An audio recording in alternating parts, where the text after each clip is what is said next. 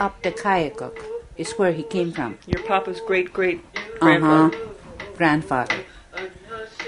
It's either grandfather or granduncle. You know, it's all the same to them, and their uncle, or they always call him their grandfather. Anyway, they go early in the fall. As soon as the snow flies, they go out to, because they live off the country. And there's very little fish in the summertime. They catch them in a trap and catch them in a fish net. And the fish net was made of bark, willow bark, twisted together. And they have to go near the creeks like Mrosi over there and put it across there. That's where they used to catch their fish. And they go out early. And this particular old man, grandfather, was real old, and he has a 2 young wife. I don't know if they were sisters, but anyway, there were 2 young girls. You know, they pick up young girls, all old people, until they drop dead. So this was his last pair, and this one took care of him. So they went out amongst the mountain, over around Indian Mountain someplace. I think that's where it was, because they were cross country and no snow and severe cold, and they couldn't get hold of beaver. They used to chop the creeks and get beaver in the fall time, early in the winter, and they couldn't catch that. And I don't know what time of the year. Anyway, the days were too short. Must be around December maybe, or January, because Pop said it was really severe cold and people ran out of grub and couldn't get nothing. They tried everything and couldn't get nothing. And this particular old man was supposed to be the big medicine man, but he was too old to help his people. So they camped this one place near these sheep mountains over there in Keogh, and they couldn't get nothing. The sheep was up in the mountains all right, but they couldn't get up there. They all got sick and started losing one another, starving to death. And eat all their remains off of their snowshoes, off of their sleds. They cook those. Anything, just anything at all. They're really in a awful way, starving. So they blame this old guy for this tragedy. They said if he died, well, they'll be better off. And he hear it so much, and he's no good for anything. He must have been way over 100 years old, because he couldn't walk, because girls taking care of him. He could hear and he could talk good. And finally, it got so that he heard it too many times, and maybe it was time for him to go, There's always a particular time when they go. So he told his people, they said there's babies are dying off now. And they just fixed them up and put them on a cash. They couldn't do nothing. They were all too weak.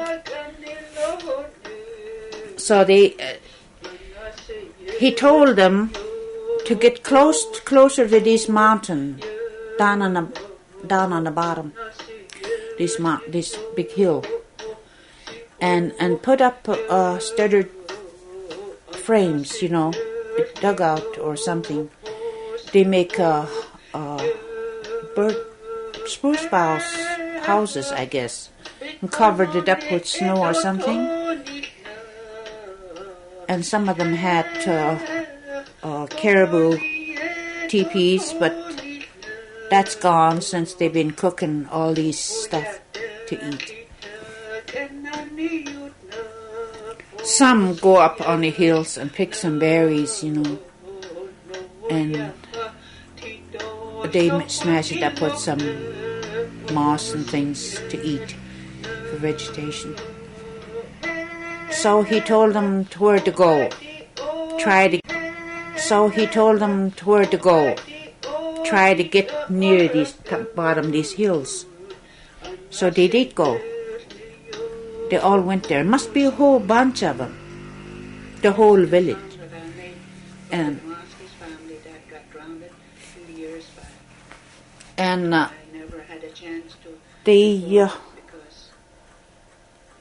they built a big houses and moved in there and fix it so that just like burying themselves, I guess. That's what they thought, when the old man told them. So they wouldn't move no more, And so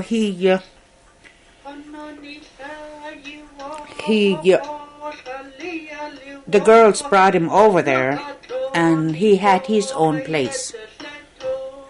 He has a big place. They always have a nice place, and they always have a nice place for him, these girls. So after they got everything all settled and fixed up everything so that they wouldn't move no more. Well, they didn't believe him since they were all starving to death and getting sick. And they didn't believe him, but anyway, they followed him. They done what he told them to. So one day they went out. They went up on the hill, the ones that was able to walk. Nothing. Couldn't get nothing. Bare ground, not much snow. And the minute, the caribou and things were just running around, and you can't get to them. And the river, the creeks were all froze up so hard that the beaver is gone. They're underground. They can't get hold of them. So he told them to fix them up and get into his place. And they had a little meeting there. And he told them, after they talked and what they're going to do and all that, and he told them, from now on, the days will get longer, and you'll have better time, and don't do nothing until then. But try to survive as best they could. Don't move around too much. And he told the people to fix him up. Each one of the individual family have to make him something, like mitts and moccasins and all those. Each one have to provide little. Each one of the family. And if they have anything, if they have anything at all to cook, to bring it in there, and let everybody share it, even if it's the last thing. So they did fix them up. They cleaned them up, and they make them all new stuff, and they brought them in there. They didn't know what was all about. The next morning, he told them, cut some wood. So they started cutting wood, and he told them where to put them. And they piled it up real high. So he told these girls, when he woke up in the morning, he woke up singing. And he told these girls to sing with him. And this song is My Husband Come Back provide for us, or something like that. Sekot yu'utse sogonino nidoye. Sekot means my husband. Yu'utse sogonino nidoye. I think it is a medicine song. And they were singing this. They sang it with him, the girls. And they got all through. Building this fire. Then he called them in. This must be awful early. They used to get up with the dawn, you know. And he told these people.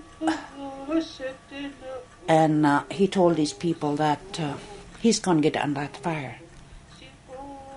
This is the day he's going to go. Well, they were so surprised. They all started crying. They didn't know that's what he wanted to do.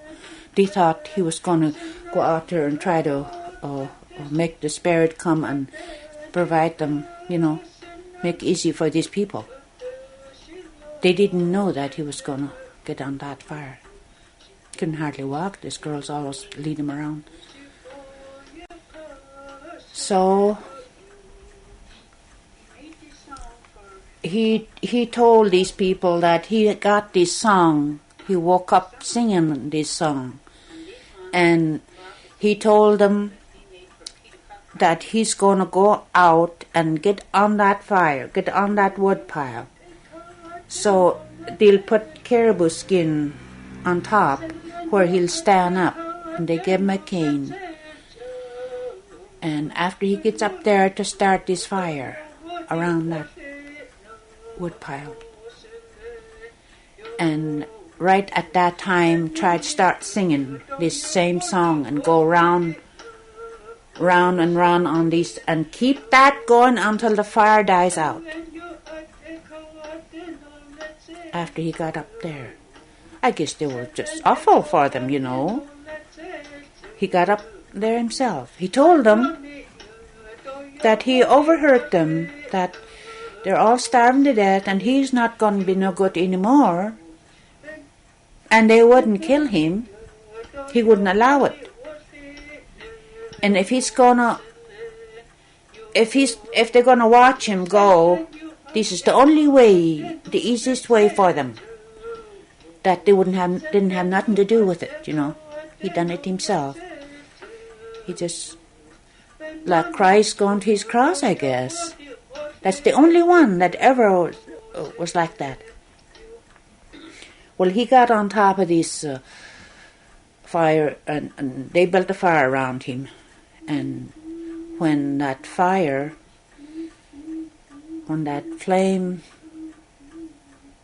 enveloped him, you know, and fell in the middle, he was gone. Never made a move.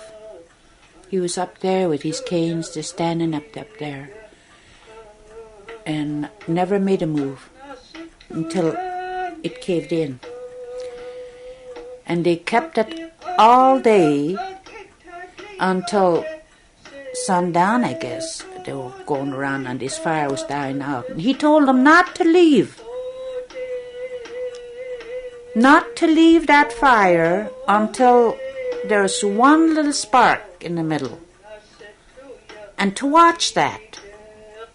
And praise it, you know. Or pray to it, I guess, in their own way. They have a way of talking to the spirit, like the church does.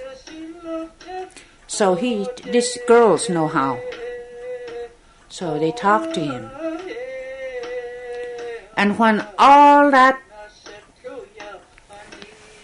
wood all burnt down and everything else, there was in the middle there, the middle of the ashes was one spark. It was getting dusk. It came out, and they started to look at it, and it went right straight up the hill, up in the sky.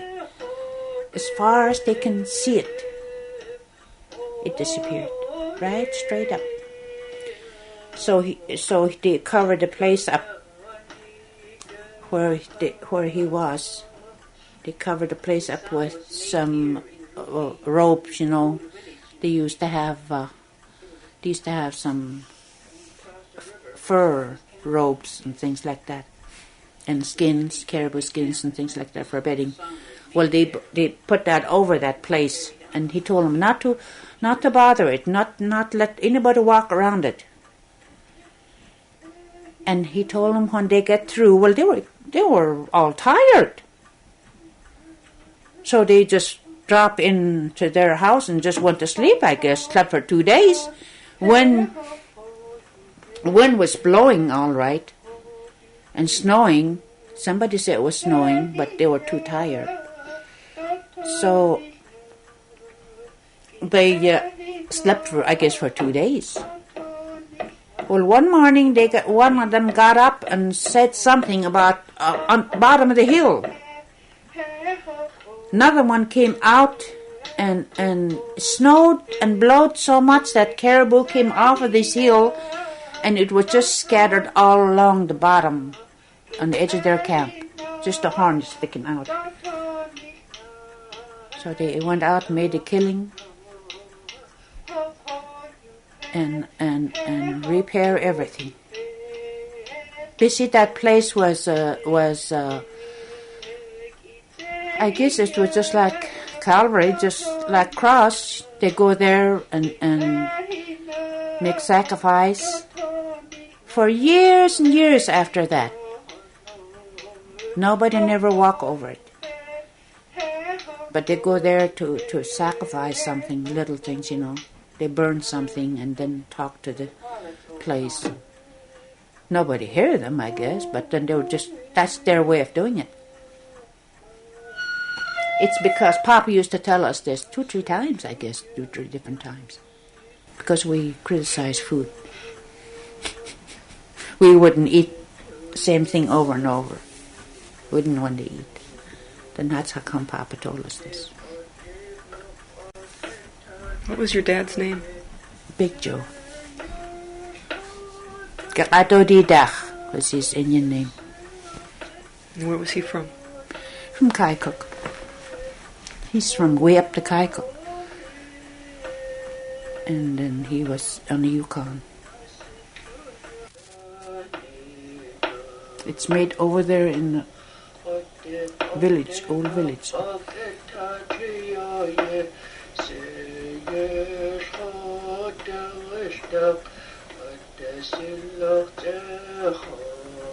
Mrs. Brown, clear your throat.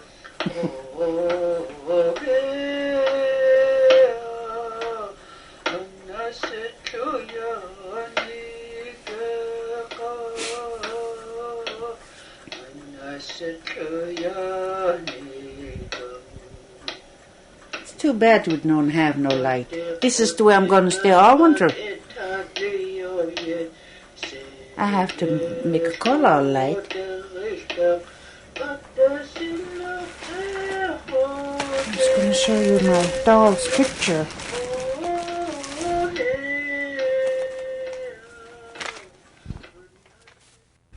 For us, we go cross country. And what dogs? That's 100 miles out there. I walked in that slushy weather in springtime. Of course, you don't know what that is, but wet snow, snowshoes, in the springtime of the year. And I walked that 4 times, 4 different times. I walk all the way in. With dogs, but they can't hold nothing. It's slushy, wet, everything's wet. Go out there to hunt beaver. You set your own traps? Mm-hmm.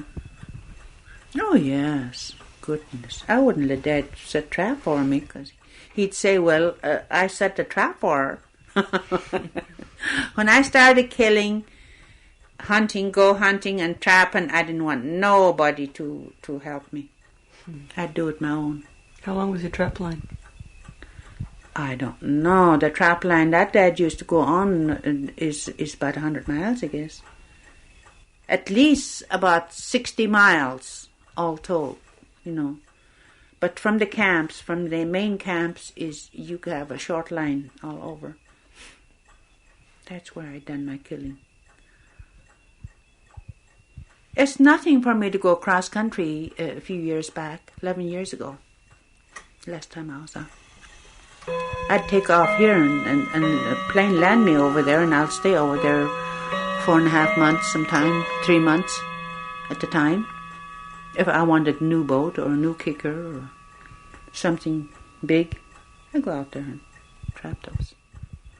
Did you sell your furs yourself? Mm-hmm. Oh, I sell them down the store. I get what I want. I always get what I want. That's the main thing. Was this when the Northern Commercial Company had their store here in Ruby? Mm-hmm. Mm-hmm. Yeah, and another time, any other, John May, I guess, was running the store last time I was out, 11 years ago. What kinds of animals did you trap? I trapped beaver at that time. And there's 15 beaver. But you go out there and you just don't work on one house. You have to work on a lot of houses in order to get a big pelt. And I know how to do that. I know where to go. Yeah, we trapped for a long time, but we go out just like drunken sailors. I come along with him. We get invited to Fairbanks or Neenan or someplace like that and down Anchorage. We take off. The trap season's open. We just have a good time. And another funny thing is that I haven't had a drink yet of any liquor. Not yet. They keep me alive on a lot of heavy medication, but I never had a drink. I told my son he got killed 3 years ago, a little over 3 years ago, down Michigan. When he's going to get married, I said, if I happen to be there at the wedding, I'm going to take one drink. We bet on that. But I was sick the year he got married down Mount Edgecombe, so down Southeastern, so I didn't get to go. So I didn't have the drink.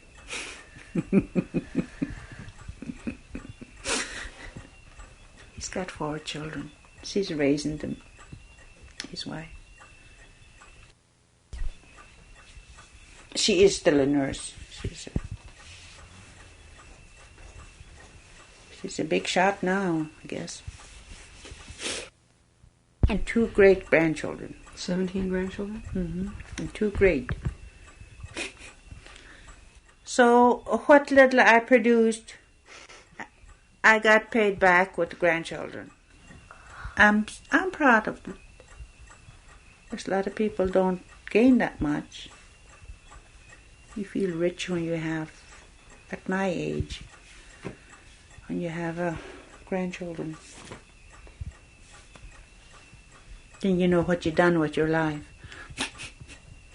I didn't have anything, no income, nothing when my husband died. But we didn't owe too much.